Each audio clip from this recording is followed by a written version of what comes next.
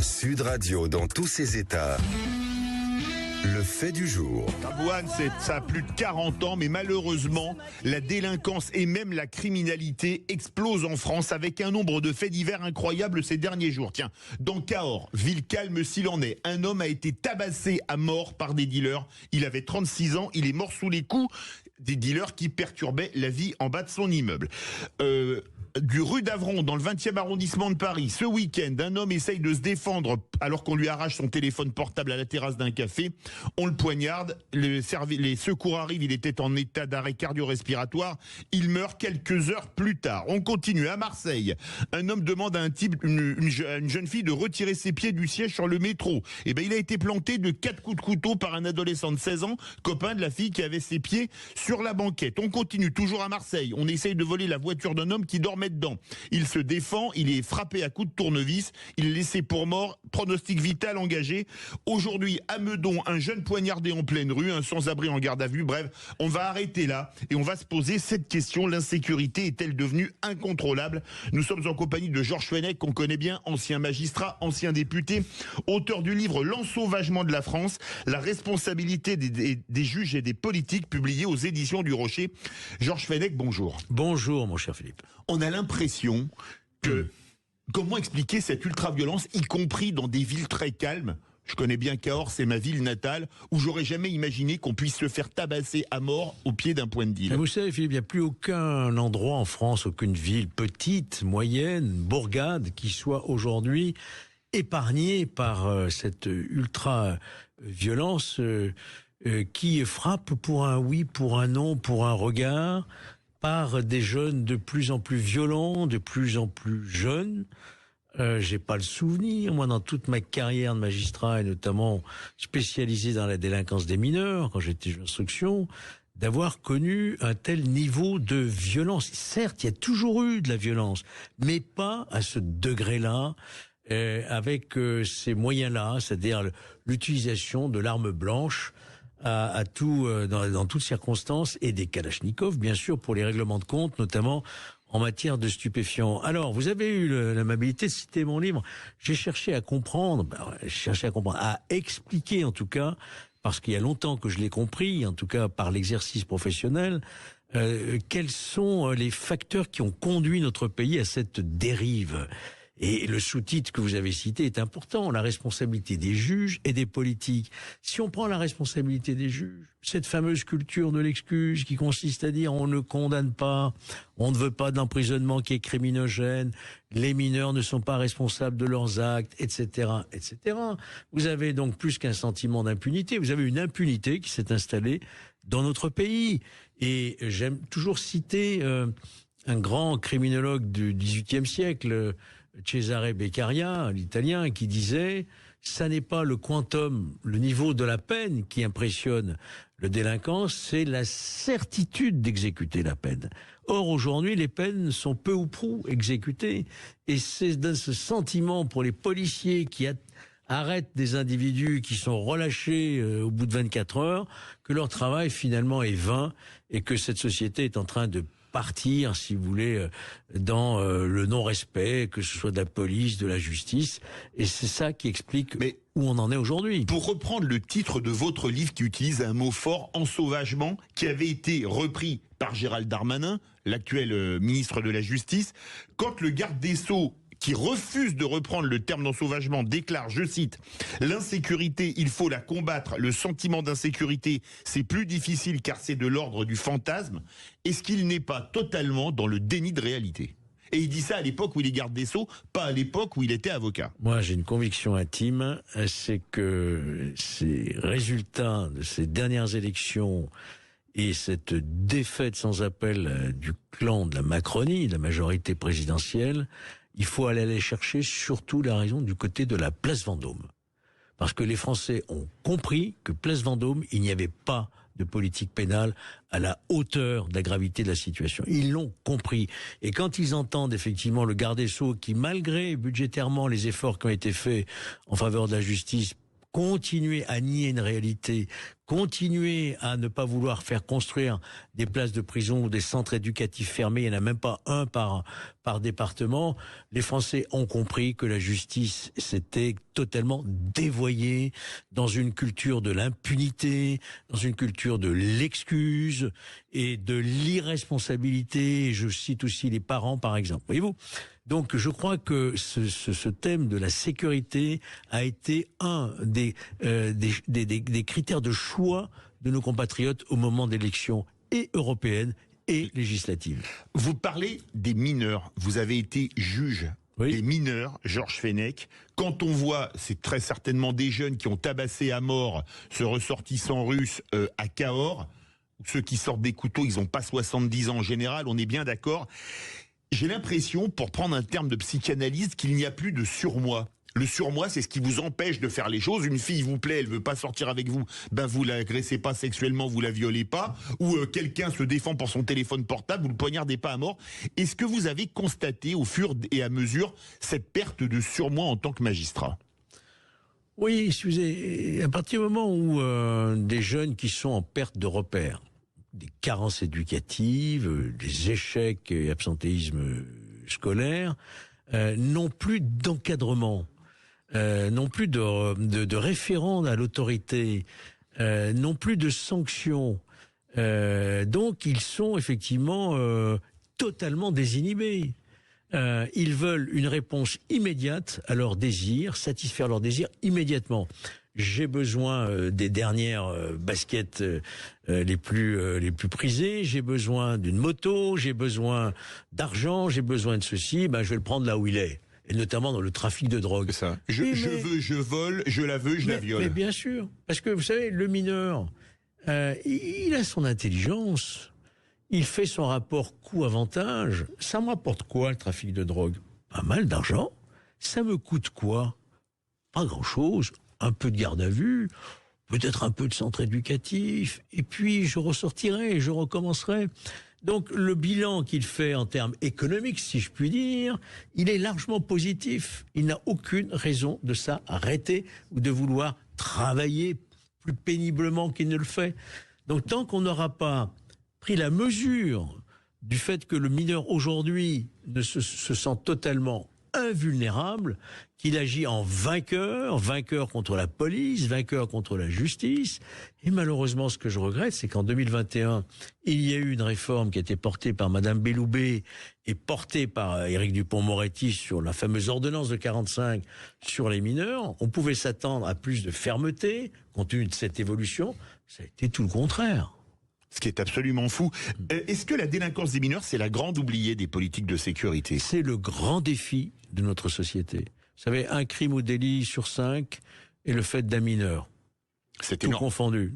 20% de la criminalité dans notre pays, c'est un jeune et de plus en plus jeune. La grande oubliée, oui, et c'est triste pour la sécurité en général, mais c'est triste pour le mineur aussi, parce qu'il va gâcher sa vie en réalité. Georges Fenech, si on regarde les statistiques dans la rubrique, alors c'est des termes juridiques, homicide abouti, c'est-à-dire les tentatives d'homicide qui ont réussi, on était à 816 en 2020, 881 en 2021, 959 en 2022. On a passé la barre symbolique des 1000. 1010 en 2023. Et si on prend les tentatives d'homicide inabouties, c'est là où on tente de tuer les gens, mais que, heureusement pour eux, ils ne meurent pas, on est passé de 2358 faits en 2016 à 3584 faits en 2023. Ça fait 1200 de plus. C'est énorme. Et entre 2000 et, vous voyez, on a l'impression que ce cycle infernal est inarrêtable. Et est-ce que les criminels n'ont plus peur de la justice, finalement ? La question de cette violence en pleine expansion, elle est démontrée par les chiffres que vous venez de citer entre les tentatives d'homicide et les homicides. Ils ont malheureusement explosé. Rien qu'à Marseille, je crois l'année dernière 40 règlements de 52 morts, 50, je crois. 50, c'est effrayant. Et ce sont des jeunes, hein, oui. Très jeunes.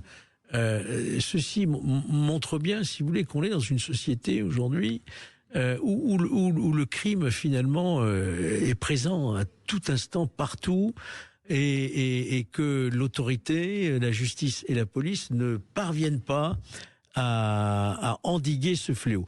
La criminalité a toujours existé, elle existera toujours, mais elle n'est pas le fruit d'une fatalité. Moi, à chaque fois, je me souviens toujours de mon voyage que j'ai fait à New York, où j'ai pu rencontrer, ça a été une chance pour moi, Rodolphe Giuliani et sa politique de tolérance zéro. C'était le maire de New York. Ouais, j'avais d'ailleurs écrit un livre à la suite de ça, Tolérance zéro, chez Grasset à l'époque, où il avait fait de New York, qui était la ville la plus criminogène, la ville la plus sûre des États-Unis. Là, je me suis dit, il y a quelque chose à faire. La tolérance zéro, c'est-à-dire l'intervention immédiatement, dès le premier acte.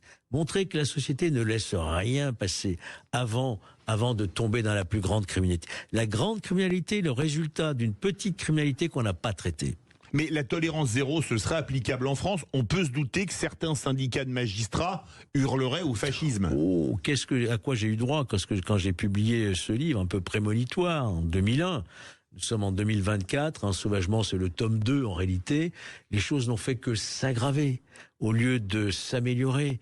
Donc ça veut dire toujours idéalisation d'une certaine justice, le syndicat administratif pour pas le nommer, et puis une forme d'inertie, de manque de courage politique pour mettre en place les dispositifs nécessaires. Je ne dis pas qu'il faille tomber dans un système du tout répressif, mais lorsque vous faites une politique judiciaire basée sur la prévention et la répression, si vous ne faites que de la prévention, ça ne marche pas. Si vous ne faites que de la répression, ça ne marche pas. Il faut marcher sur ces deux pieds. Une politique de prévention et une politique de répression qui n'ait pas peur de son nom. Mais aujourd'hui, est-ce qu'on n'a pas fait en France depuis 40 ans 90% de prévention et 10% de répression ? Oui. Ça devrait être 50-50 à vous attendre. Oui, bien sûr. Et j'ai l'habitude de dire aussi que la meilleure des préventions, c'est la certitude de la répression. Alors, il y a une question qui se pose quand même. Quand une personne se défend, elle est souvent plus condamnée que son agresseur. Je vais prendre un exemple. Ce type, il y a 1 an et demi, 2 ans, qui se fait cambrioler. Il y a 3 cambrioleurs. Il arrive à immobiliser un des 3 cambrioleurs. Il ne lui met même pas un coup et il l'a collé au sol. Sa femme a appelé les forces de l'ordre. Les forces de l'ordre débarquent. Et au tribunal, il a été plus condamné que ces cambrioleurs. Est-ce qu'on n'est pas chez les dingues ? On marche sur la tête. Non mais on est chez les dingues. On est chez les dingues, parce qu'encore une fois, la justice inverse les valeurs. L'individu est agressé avec sa famille chez lui. Il a une présomption irréfragable, comme l'on dit, de légitime défense. De légitime défense. Surtout qu'il lui avait même pas mis une tête au carré ou quoi que ce soit. Il l'a immobilisé. Il l'a en plus immobilisé en attendant ce qui est un devoir même. C'est pas un droit, c'est même un devoir que de l'immobiliser en attendant l'arrivée des forces de police. On voit bien que la justice, c'est une faillite actuellement. Il y a une véritable faillite. Il y a peut-être environ 80 000 peines de prison prononcées qui ne sont pas exécutées, voyez-vous. Et puis, il y a un système de très grande largesse au niveau de l'exécution des peines qui aboutit en fait à une inexécution des peines. Tout ceci, évidemment, doit être repris, mais avec beaucoup de fermeté. Alors, on parle pour ce nombre d'actes criminels. Certains se filment d'ailleurs en les faisant. On pense à ces jeunes qui mettent le feu dans une école à côté de Lyon, une ville que vous connaissez bien. Oui. À ce que je sache, Georges Fenech, qui se filme, parce qu'après tout, mettre le feu à une école, peu importe les millions d'euros de dégâts, ça permet de se glorifier. Est-ce que ça pose pas la question des réseaux sociaux ? Est-ce qu'ils jouent, comme le disent certains, un effet loupe sur la délinquance et la criminalité ? Oui, je pense que les réseaux sociaux, qui n'existaient pas à ce point lorsque j'exerçais mes fonctions, a amplifié le phénomène. Il y a un phénomène de mimétisme, il y a un phénomène de concurrence aussi entre bandes rivales.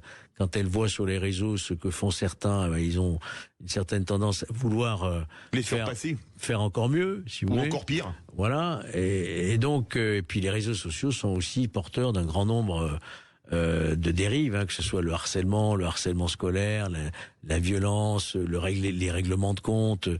Donc les réseaux sociaux, d'ailleurs le parquet de Paris s'est organisé avec un service spécialisé. Vous savez que vous avez des brigades aussi à la gendarmerie et à la police qui sont spécialisées pour détecter toutes ces violences ou provocations à la haine, au crime, au racisme et tout cela. Donc on est face effectivement à un outil qui a du bon mais qui a aussi du mauvais. Georges Fenech, quand on voit des images qui ont traumatisé la France, je ne donnerai pas son nom pour pas lui faire de la pub, où un gros truand est libéré à coups de fusil d'assaut au péage d'une autoroute en Normandie. Certains ont dit que la France prenait une tournure sud-américaine, c'est-à-dire les endroits comme la Colombie, Medellín ou Ciudad Juárez au Mexique, où les cartels font la loi. Est-ce que la France suit une dérive sud-américaine? Ah oui, d'ailleurs, la procureure de Paris l'avait dit dans un article du Monde, Madame Bécuot. D'ailleurs, où on en est de cette affaire? Où est-il celui qui il est toujours activement recherché. Y a-t-il eu une mise en cause de qui que ce soit au niveau de l'administration pénitentiaire, au niveau politique encore moins? Le garde des Sceaux était évidemment consterné. Avec deux de ces fonctionnaires qui meurent sous les balles, il pouvait difficilement ne pas... Oui, mais on n'en tire pas les conséquences. C'est pour ça que je parle aussi de la responsabilité des politiques. Il n'y a plus de responsable nulle part. Une affaire comme celle-ci aurait entraîné la démission immédiate d'un garde des Sceaux dans n'importe quelle démocratie. Parce qu'encore une fois, il est inacceptable que cet individu qui était dangereux ait pu être transféré de cette manière-là. On a envoyé à la mort, j'ose le dire, ces jeunes surveillants pénitentiaires avec des véhicules qui n'étaient même pas blindés. Hallucinant. Dernière question. Est-ce que la sécurité doit être la priorité du prochain gouvernement? On ne sait pas quand il y aura d'ailleurs un prochain gouvernement. La sécurité fait partie des priorités des Français. Elle doit être prise en compte, évidemment. C'est la première de nos libertés, sans laquelle aucune autre liberté ne peut s'exercer. Chaque citoyen a le droit de vivre en toute sécurité pour lui, pour sa famille, pour ses enfants. Donc ceux qui auront en charge l'avenir de notre pays, que ce soit dans un mois ou en 2027 pour les prochaines présidentielles, doivent comprendre que les Français exigent et sont en droit légitime d'attendre une véritable sécurité. Merci beaucoup Georges Fenech, ancien magistrat, ancien député, auteur de cet excellent livre « L'ensauvagement de la France, la responsabilité des juges et des politiques », publié aux éditions du Rocher. Dans quelques instants, direction Toulouse. On va aller à la Cité de l'Espace pour faire le point sur le premier envol de la fusée Ariane 6. C'était hier à Kourou, en Guyane française. On en parlera avec Benjamin Péter, chargé de l'actualité spatiale à la Cité de l'Espace.